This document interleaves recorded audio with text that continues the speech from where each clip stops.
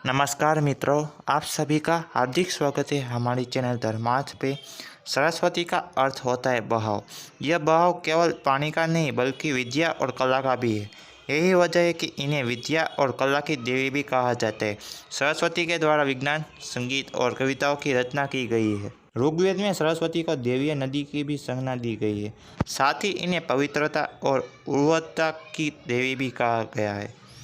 सरस्वती को अन्य नामों से भी पुकारा जाता है, जिनमें भागेश्वरी, शत्रुपा, ब्राह्मी, पृथुदर, भगदेवी, बीरज, शारदा आदि प्रमुख है। हिंदू धर्म से जुड़े पौराणिक इतिहास पर नजर डालें तो कई ऐसी कहानियां सुनने को मिल जाएगी जिनसे अभी तक आमजन वाकिफ नहीं है। विस्तृत इतिहास होने की वजह से कुछ घटनाएं छूट जाती है तो कुछ नज़रअंदाज कर दी जाती है। इन्हीं कहानियों में से एक है सृष्टि के रचयिता ब्रह्मा का अपनी ही बेटी के साथ विवाह करने की घटना। यह बात तो हम सभी जानते हैं कि त्रिदेव के हाथों में ही इस सृष्टि की बागडोर समाहित है। ब्रह्मदेव के पास सृष्टि की रचना का दायित्व है तो विष्णु भगवान के पास रक्षण का। वहीं देवों के देव कहे जाने वाले महादेव शिव को विनाश का जिम्मेदारी सौंपा दी गई। इसी विनाश के बाद फिर से शुरू होता है सृजन का चक्र। ब्रह्मा का अपनी बेटी के साथ विवाह करने की इस घटना का उल्लेख सरस्वती पुराण में वर्णित है। सरस्वती पुराण के अनुसार सृष्टि की रचना करते समय ब्रह्मदेव ने सीधे अपने वीर्य से सरस्वती को जन्म दिया था। इसलिए ऐसा कहा जाता है कि सरस्वती की कोई माँ नहीं है, केवल पिता ब्रह्मदेव है।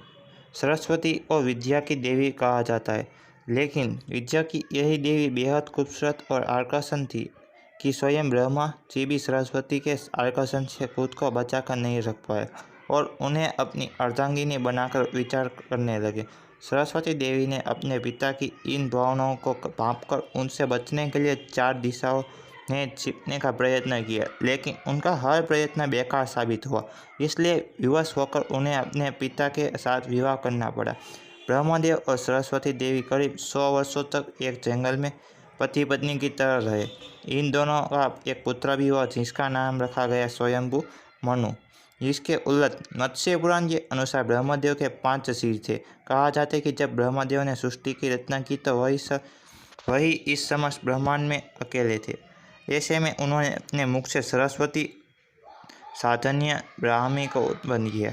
ब्रह्मा अपनी बनाई हुई रचना सरस्वती के प्रति आकर्षित होने लगे और लगातार उन पर अपनी दृष्टि डाल रखते थे।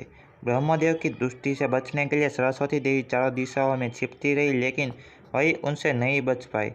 इसलिए सरस्वती देवी आकाश में जाकर छिप गई, लेकिन अपने 5वें सिर से ब्रह्मदेव ने उन्हें आकाश में भी खोज निकाला और उनसे सृष्टि की रचना में सहयोग करने का निवेदन किया।